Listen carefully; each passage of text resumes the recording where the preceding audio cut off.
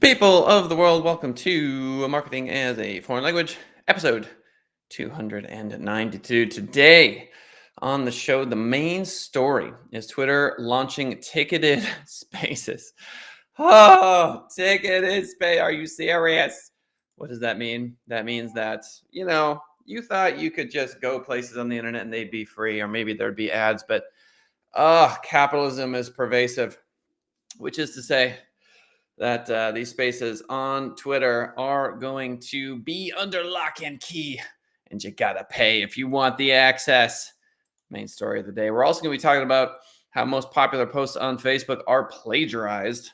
All links to all the articles are right there in the description. You can post any LinkedIn job as almost any employer. It's a wild story we're going to cover. The feds want to break up Facebook. And the final story that we will be talking about today is Google will continue to pay Apple billions to keep you from using Bing because they want to continue to be the default search engine on places like Safari. But let's start with our main story of the day. Twitter launching ticketed spaces as a beta for some iOS users. These are the beginnings of paid live audio rooms. Twitter, according to TheVerge.com, is beginning its rollout of ticketed spaces or paid live audio rooms. The company announced yesterday that it is experimenting with the feature for some iOS users. Quote, no, it's taking us a little bit of time, but we're going to get it there for you. Fantastic, great. So hosts can charge between $1 and $999 to their ticketed rooms. The test group participants will initially keep 90% of the money. So Twitter's going to take 3% up to 20%. So let's flesh out this idea.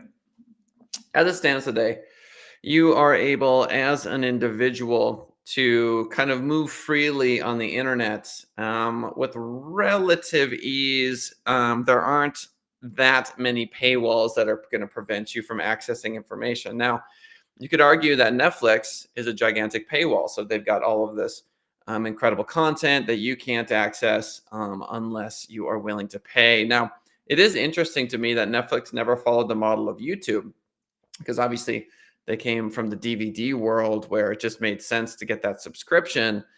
You can enjoy YouTube as long as you can suffer through the ads. The ads, of course, are in the content now as well as outside of it, internal and external ads.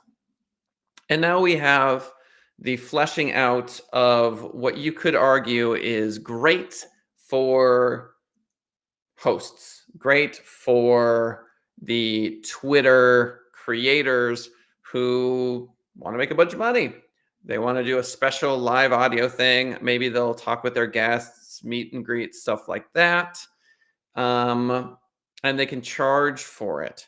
So if they wanted to do something like this without Twitter, I'm not sure where they would go precisely to have people pay and join a particular place. I suppose you could do a paid webinar. That would be an example. But having it under the Twitter umbrella does make a lot of sense. I don't see myself as a user. I can't imagine a scenario where I would pay to enter into an audio room on Twitter. I'm not the key demographic, however. So if Justin Bieber is out there and he's going to do some special concert, say, or who knows? There's a million different things. Gurus could have, just a room full of 15 people, and sign up now, and it's $100 and the first 15 get to do this super special mastermind. I mean, there's a million different ways this can go. And Twitter will see revenue from this for sure, because they are basically leveraging the power of these influential people on their platforms. And then, of course, the vast majority of people that aren't nearly as popular will still get some revenue. Twitter will see all of that revenue. And by all of it, I mean their percentage, call it 3% up to 20%. So these pay gates are going to continue along the hierarchical existence of humanity, which is to say that we, as people, we do this. If you got the money, you're willing to fork it over, then you get into the special room. Um, you could argue that this is classist. You could make all kinds of arguments, but at the end of the day, if you want access to TV, you got to pay for it. Netflix pay for it. It is the natural extension of our economy, and this information age is no different.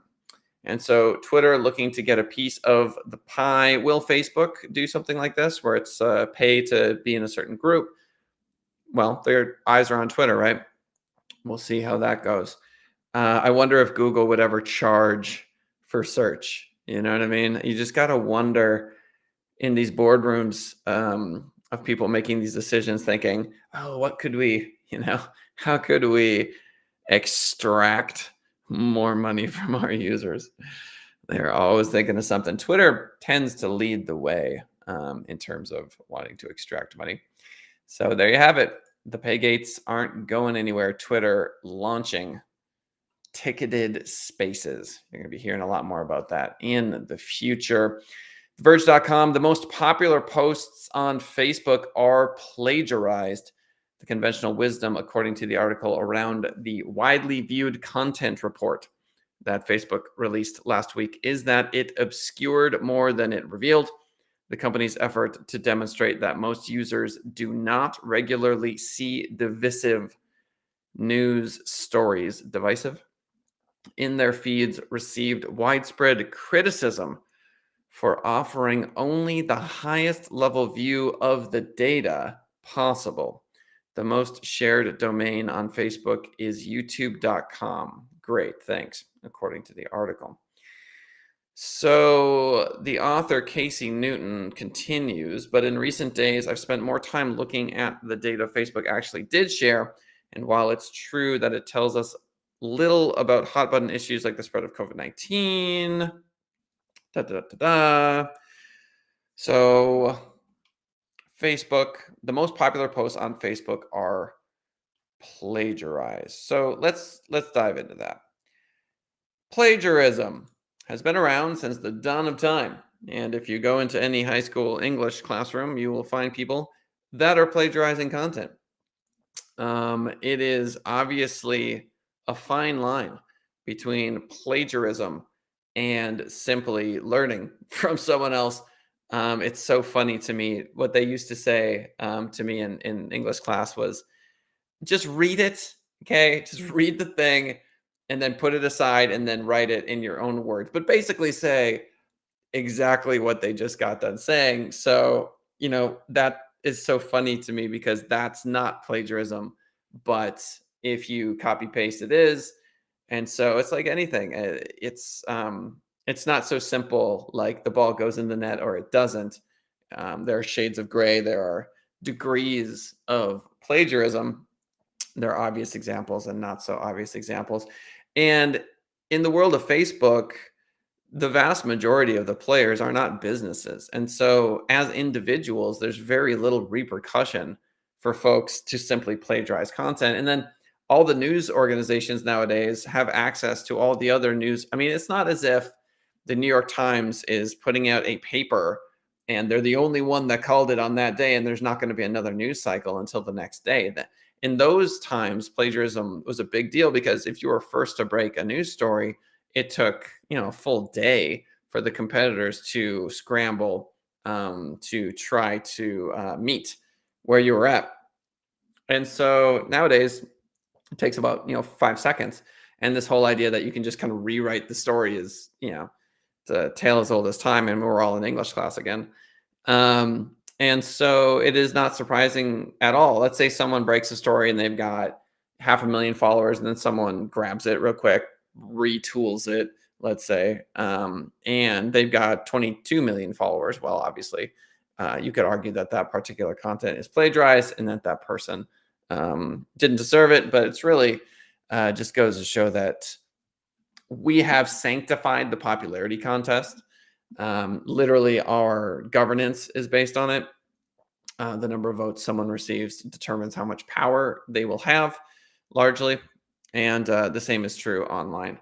The arguments against popular will being good for us are well documented over time. It's not as if popularity is always right or the popular consensus is right. There are many, many historical examples of where that has gone atrociously wrong. And yet we continue to do it. We continue to live in this space because how do you stop it? The most popular sites, at least theoretically, remain popular because people continue to go back to them. People continue to invest energy into them. So, not surprising to me at all that most of Facebook posts, at least according to this article, are plagiarized. Again, what exactly does that mean? Bleepingcomputer.com. You can post LinkedIn jobs as almost any employer. So can attackers. Anyone can create a job listing on the leading recruitment platform, LinkedIn, on behalf of just about any employer. No verification needed. And worse, the employer cannot easily take these down. This is too good. This reminds me of how in Google My Business, there's a question and answer section, and anyone can write any question they want, and the business owner cannot take those questions down.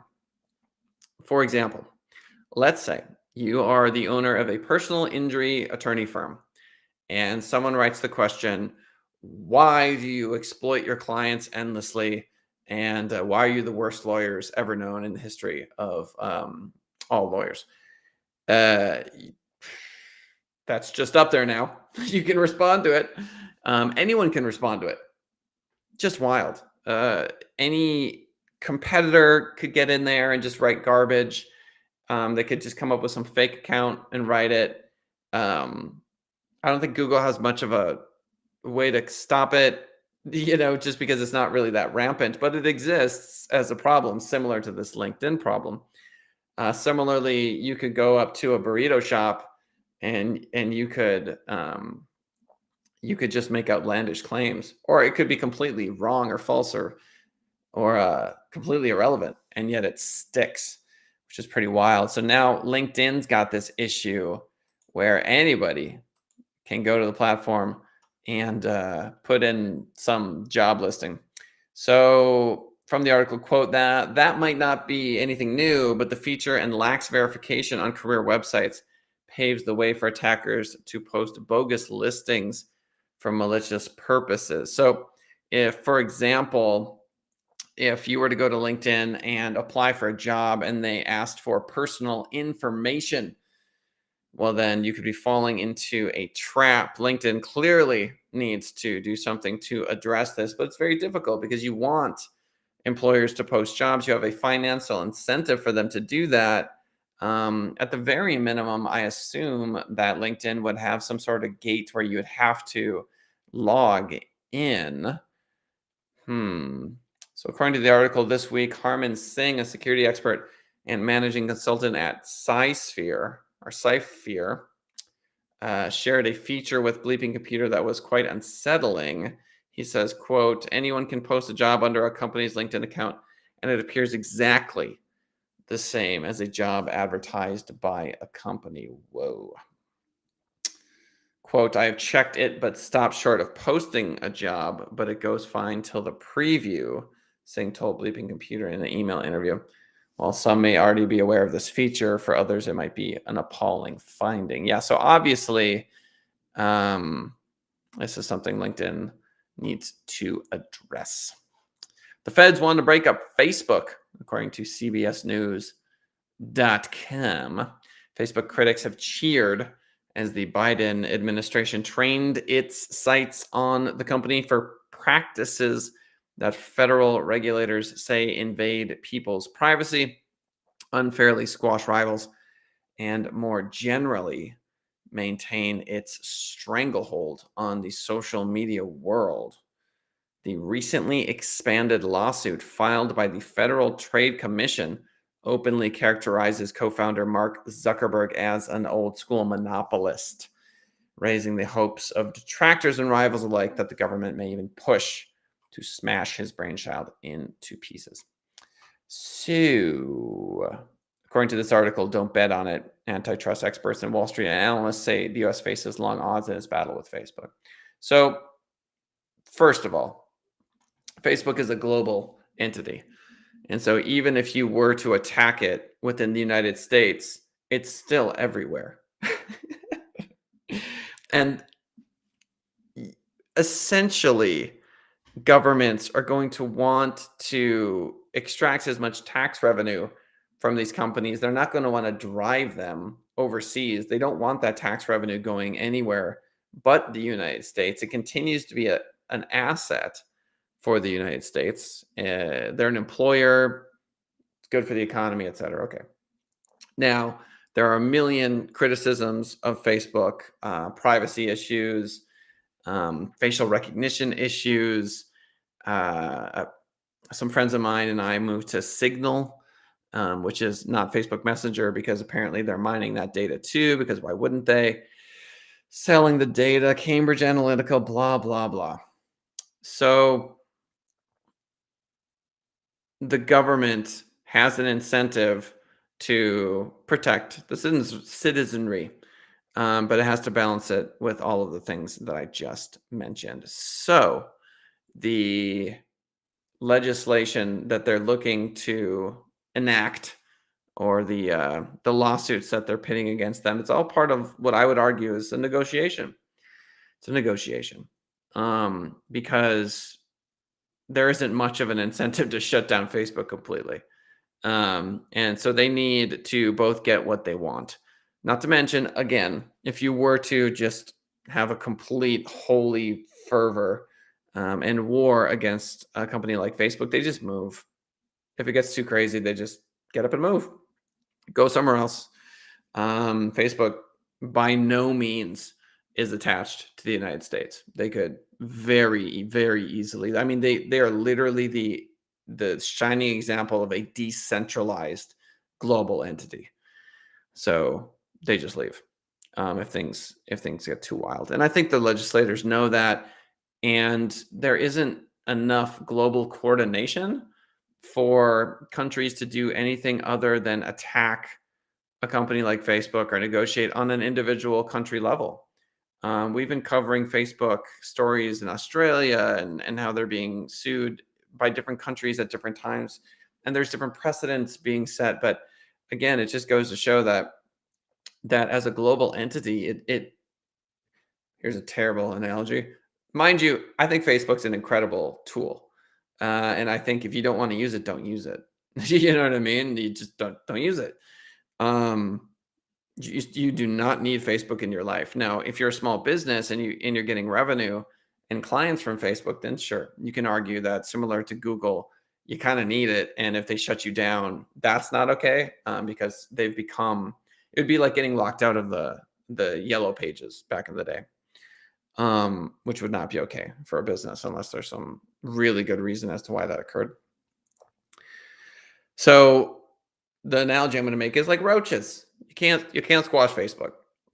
You can't do it. It's just not going to happen. Either the population of the world is going to change their opinion on it, and then they'll lose in the marketplace. That would be the only way I could imagine Facebook going down. That, or a coordinated multinational effort for multiple countries to simultaneously pass laws that affect Facebook in a negative way. Other than that, it's just going to keep chugging along as far as I'm concerned. But you can get a lot of play as a politician fighting against Facebook. And years ago, I called this. I mean, I kept saying that politicians are going to be made off of their stance on social media, and now it's really, really coming to fruition. Biden, the Democrats here can get a lot of publicity going after Facebook. And that's part of their job because they have to continue to win the population contest. Final article of the day: Google will continue to pay Apple billions to keep you from using Bing. Gizmodo.com. Google, quote, seems to have no problem doling out cash to ensure it remains the search engine of choice. Documents have shown The company offers financial incentives to smartphone manufacturers to keep its app store front and center. Oh, they must be making a lot of money on that. And it pays developers to offer their games in Google Play. The company also pays Apple a hefty sum to remain the default in the company's Safari browser. This year, it's estimated to be about 15, wait for it, billion dollars. $15 billion. And then you think about, someone in Africa who can't get cataract surgery because um, this person doesn't have 30 bucks, you know, to travel to the clinic in the city where they could get that done. And meanwhile, can't see. So $15 billion. This to me elucidates the system and is just kind of just I don't know how to put it. It's on on one level it's perfect, right? On one level it's the money flows in such a way that we continue to make technological progress and are able to evolve and move forward in humanity in a way that is perfect. Okay, that's one channel. Another channel is how could we possibly be so greedy? How could we possibly mismanage our money to this degree? Absolutely shocking amount of money. So it's just like, just say, Safari's like, you know what, 14 billion.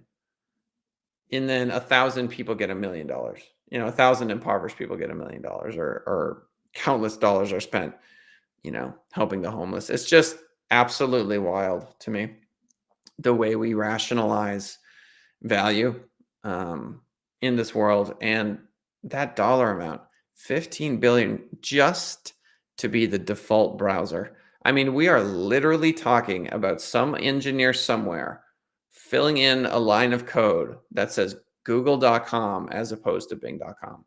Because that person makes that particular move, there's $15 billion of value and doesn't change it. Someone could just go in and like hack the system and change it to Bing for a day. How much was that worth? Do you see what I'm saying? How much was that worth? 6 million? So I don't know if we're going to find a way to more adequately distribute our money as a species, try to make it a better place. But that just to me stands in stark contrast to a lot of the goals. But again, let's take a look at so let's play devil's advocate. Microsoft does an enormous amount of work, and they got to pay their employees somehow too, don't they? And this is the big payday for them. This is what they've been working for. They deserve that money because of their infrastructure, and they're putting that money into the economy. It is a shocking dollar amount, a shocking dollar amount. And then it just goes to show how much money Google has. I mean, they're absolutely free to say, you know what, 15 billion makes a lot of sense. Um, what ends up happening, mind you, is that you, as the small business owner or as the entrepreneur, when you go to run Google ads, you're paying for that. Let's be very clear about that. You are paying in your Google ads for Google to, I mean, that's your 15 billion. That's your 15 billion. Someone clicks on your ad, you pay $6. Let's say $1 of that goes to Microsoft, so that Google remains the default search browser. I mean, Google makes the vast majority of its money off of Google ads. And so just like with taxes, you're driving down the road, you go, yeah, I'm paying for this, and I'm paying for the police officer to pull me over, and I'm paying for the fire person to help over there, and paying for the teacher to teach that person's kids, and we all are. The interdependence it's pretty far out. Ladies and gentlemen, Marketing is a Foreign Language, episode 292. Normally I recap today. I'm not going to do that. If you want to support the show, if you have any interest in showing us some love, youtube.com/senditrising, SENDITRISING.com. Who do you know who needs a website? Search engine optimization, pay-per-click help, LinkedIn help, Facebook help. I have the best team that I've ever had. Currently, they are absolutely incredible people. We build gorgeous websites, and we do incredible internet marketing for many, many clients all over the world. So who do you know who needs help growing their business? We would love to help. Thanks for swinging by the show today. Appreciate it. And we'll see y'all for next episode.